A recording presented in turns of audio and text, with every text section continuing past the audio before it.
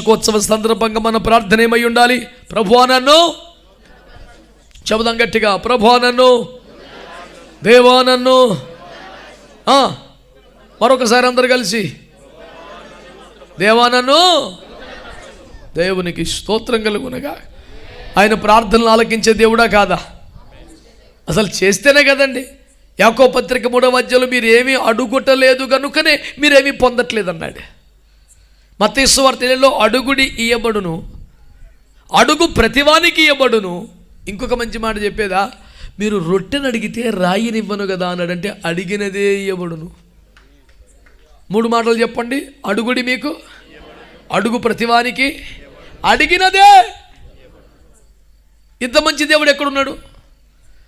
అంత మంచోడిని దగ్గర పెట్టుకొని కూడా ఈ పాత పద్ధతే, పాత ఆలోచనే, పాత బ్రతుకే నూతనపరచు